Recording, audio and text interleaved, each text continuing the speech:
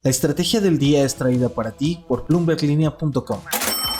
Muy buenos días, feliz mitad de semana para todos. Información en varios frentes. La noticia no le está dando la inflación y lo que haga Banxico mañana, pero sí el más reciente anuncio de inversión que ya deja ver a un Marcelo Ebrard al que se le cuecen las habas por entrar en funciones. Y mientras sonríe para la foto, otras empresas enfrentadas con el gobierno advierten de un efecto escalofriante y a largo plazo en las relaciones comerciales y de inversión entre Estados Unidos y México. Las reformas de AMLO también avanzan a todo vapor y Santander alista ahora sí la puesta en marcha de su banco digital. No olviden hacer clic al botón de seguir del podcast, activar la campana para que puedan recibir la alerta de un episodio nuevo cada mañana. ¿De qué estamos hablando? La inflación en México mantiene la tregua a la primera quincena de septiembre y según nos reveló el dato general anual cortesía del INEGI, vuelve a bajar más de lo esperado por el consenso. Al cierre de agosto veníamos manejando un 4.99% y ahora se ubica en 4.66%. Hoy México, en materia inflacionaria, se encuentra casi en el mismo nivel en el que estaba hace un año, justamente en esta primera mitad de mes de septiembre. Y tomando en cuenta lo anterior, estamos hablando que ya se suman 4 quincenas al hilo con la inflación general a la baja. ¿Qué significa esto? Que Banxico se pone sus lentes oscuros, actitud confiada y procede a, seguramente, recortar nuevamente la tasa de interés en esta reunión de política monetaria, cuya decisión se dará a conocer mañana jueves en punto de la 1 de la tarde. Claro, siempre y cuando, como bien siempre dicen, si el Banco Central da un mayor peso a su enfoque de seguir los datos puntuales.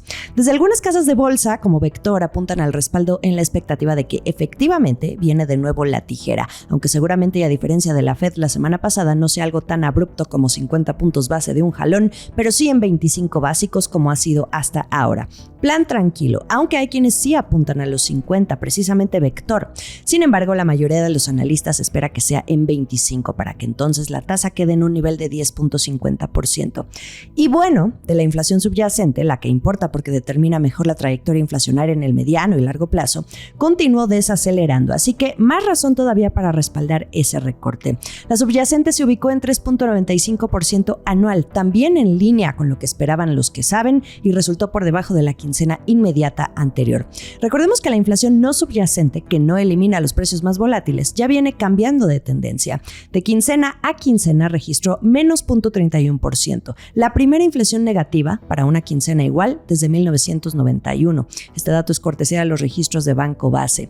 A tasa anual se ubica en 6.73%, mostrando una desaceleración también por 4 quincenas consecutivas. Y bueno, aquí hay que voltear a ver a las frutas y verduras, esas que han venido dando lata en la lista del súper ya desde hace un rato, porque ya se nos calmaron con los precios. Ya no están como en meses previos donde las vimos repuntar a doble dígito y con microinfarto incluido.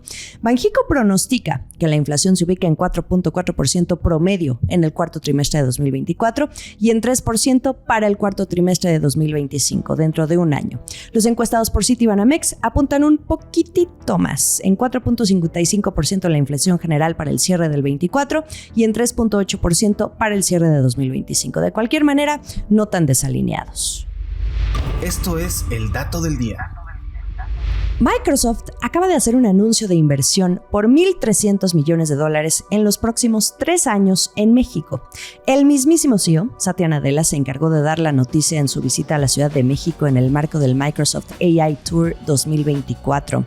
Últimamente, cuando se habla de inversión, luego uno piensa en el nearshoring en su conjunto y las diferentes industrias, pero si a mí me preguntan, el asunto de la tecnología en el país es otro boleto, otro mundo aparte. Todo lo que se desarrolla y se impulsa específicamente desde el Bajío mexicano, que se ha convertido en hub para empresas de tecnología precisamente como Microsoft, pero también como Intel, que en México concentra mucho sus esfuerzos de investigación y desarrollo, o la misma Wiseline de Bismarck Lepe, que ofrece servicios B2B de software con Big Data e inteligencia artificial. Es en el Bajío donde sucede la magia de los chips y todo lo referente a la transformación digital. No solo es parte de las redes de manufactura automotriz, también hay mucho más que tiene que ver con tecnología, más allá de ese sector tan importante para la economía mexicana. Ya ven que incluso a Jalisco se le conoce como el Silicon Valley mexicano. En el caso de Microsoft, la empresa apenas en mayo de este año puso en operación la primera región de centros de datos de su negocio en la nube, que es Azure, y están ubicados en Querétaro. Otro ejemplo de que las empresas de tecnología más importantes de este planeta están viendo a México como una opción para instalar aquí las neuronas de sus negocios, más allá de las fábricas. Satya Nadella Nadella dijo que la instalación de estos centros de datos en un mercado es lo que permite traer una transformación profunda en los ecosistemas locales. Hoy a nivel global, para que se den una idea, Microsoft cuenta con más de 60 regiones Azure. Y bueno, este anuncio de inversión lleva como sello la inteligencia artificial y todo lo que gire en torno a esta. Su crecimiento ya es bullish en el mercado y está impulsando la demanda para esos centros de datos que, por cierto, también implican un alto consumo de energía y hasta de agua para enfriar los equipos. Ese es otro tema que desemboca, pero en CFE. En fin, Microsoft dice que para 2025 todo el suministro de energía va a ser renovable, incluyendo a sus centros de datos, además de que está reduciendo el consumo de agua necesario. Nadella estima que usarán agua para enfriar sus centros de datos en menos del 5% al año. Eso estará por verse porque aquí convergen las políticas públicas del gobierno entrante. Recuerden ustedes que estamos hablando de la empresa que ha sabido mover muy bien sus fichas y aliarse rápido con la startup del momento que es OpenAI, la dueña de ChatGPT. El capital que pretenden sembrar en México es sumamente relevante. El plan es mejorar la infraestructura de inteligencia artificial y promover las habilidades en torno a esta. Satya Nadella también dijo durante la presentación que buscan ayudar a las personas y empresas a obtener los beneficios de lo que implica este cambio tecnológico, que según presumen va a implicar asociaciones con gobiernos, industria, academia y sociedad civil. Y bueno, quien ya activó de nuevo el modo secretario es Marcelo Ebrard, quien aún no entra en funciones, pero ya se deja ver en este tipo de anuncios de inversión. El próximo secretario de Economía se dejó ver muy sonriente en una fotografía posando al lado de Nadella, calificando el anuncio como una muy buena noticia para el país. Prestemos mucha atención a cómo se desenvuelve la relación de estas compañías tecnológicas en México y sus planes para los próximos 6 años. Transición. Exactamente en una semana tendremos nueva presidenta de México y mientras tanto en el Congreso siguen avanzando a todo vapor con el paquete de reformas que el aún presidente Andrés Manuel López Obrador, sabiéndose con el carro completo, dejó encargado para aprobarse lo más rápido posible. A la par de la discusión y avance en el Senado de la reforma que traspasa las funciones de la Guardia Nacional a la Secretaría de la Defensa Nacional, la Sedena, en la Cámara de Diputados ya aprobaron la reforma que establece que el salario mínimo en México nunca aumente por debajo de la inflación. Se aprobó por unanimidad en lo general y en lo particular, con 478 votos a favor de la misma cantidad de diputados presentes, por lo que se avaló por mayoría calificada.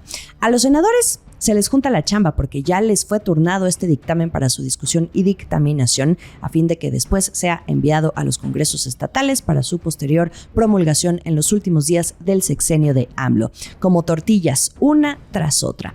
La redacción de la propuesta sobre el salario mínimo, sin embargo, dejó algunas dudas entre algunos diputados sobre ¿qué inflación se va a aplicar para el efecto de la fijación de los salarios? Por ejemplo, un diputado de Movimiento Ciudadano, Sergio Gil Royán, cuestionó que cuando se habla de que el salario estará al nivel de la inflación, ¿a qué inflación se refieren? ¿Si a la que persigue Banco de México o la que muestran los productos básicos? La reforma también implicó adicionar un tercer párrafo a la fracción cuarta del apartado B del artículo 123 de la Constitución en materia de salarios, estableciendo que las maestras y los maestros de nivel básico de tiempo completo, como policías, guardias nacionales, integrantes de las Fuerzas Armadas, así como médicos y enfermeros, van a percibir un salario mensual que no podrá ser inferior al salario promedio registrado ante el Instituto Mexicano del Seguro Social, el IMSS. Hay que fijarse entonces en el salario que considera la reforma como base de fijación y que se actualiza cada 1 de enero de cada año, de acuerdo con la inflación estimada para ese año. Así las cosas en el Poder Legislativo, a medida que se acerca el fin del sexenio obradorista. La reforma judicial, la de suma prioridad, ya quedó más que planchada. Siguió la de la Guardia Nacional, también que se acaba de aprobar en el Senado, la del reconocimiento a los derechos de pueblos indígenas. Hoy se planea aprobar en diputados la del apoyo a jóvenes construyendo el futuro, que es uno de los programas sociales estrella. Y bueno, esta otra del salario mínimo que ya está en el Senado. Faltan más reformas de ese paquete de 20 que propuso AMLO en febrero, pero esas ya se discutirán y eventualmente se aprobarán bajo los primeros días de Claudia Sheinbaum. En otras noticias. También, al ocaso del sexenio, AMLO concreta por su parte un pendiente que tenía para tomar el control de un puerto y una cantera propiedad de la constructora Vulcan Materials, dejando clara su intención, a una semana de dejar la presidencia, de no dejar ningún cabo suelto, pero que implica un sabor agridulce que deja entre el sector privado sobre la certidumbre de invertir u operar sus negocios en México. Este es un asunto que ya viene desde 2018, cuando desde entonces el presidente acusó de daños ambientales provocados por la empresa en terrenos que tiene o tenía en el Caribe mexicano, para extraer piedra caliza en una zona que lleva décadas desarrollando.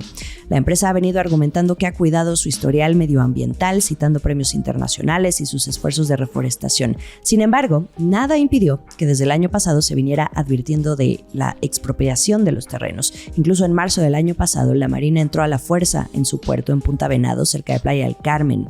Desde entonces, algunos legisladores alzaron la voz en contra de lo sucedido, como la republicana Katie Reed, quien dijo que México debería enfocarse en combatir a los cárteles en lugar de atacar a las compañías respetuosas de la ley y de gente trabajadora. Vulcan también solicitó la intervención del gobierno del presidente Joe Biden para intentar dejar en claro que esto no sería tolerado.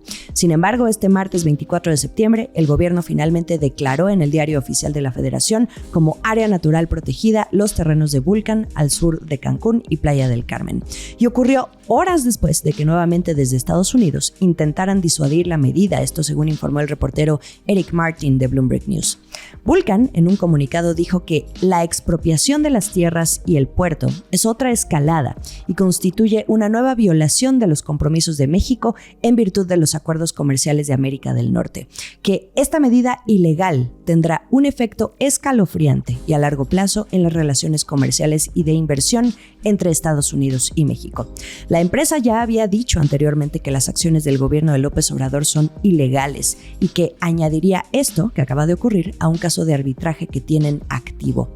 Luz y sombra para las compañías nacionales y extranjeras a medida que se desenvuelven anuncios de inversión, pero también se aprueban reformas que tambalean la confianza en México para invertir y operar sin temor a que pueda venir alguna decisión impredecible por parte del gobierno. El último sorbo. En el sector financiero mexicano también pasan cosas. Open Bank, el banco digital de Santander, mejor se adelanta y va dejando listo todo para cuando le digan en sus marcas listos fuera. Ya abrió su lista de espera en México para las personas interesadas en convertirse en sus clientes. Y todo esto mientras espera que los reguladores le den luz verde para iniciar operaciones en el país.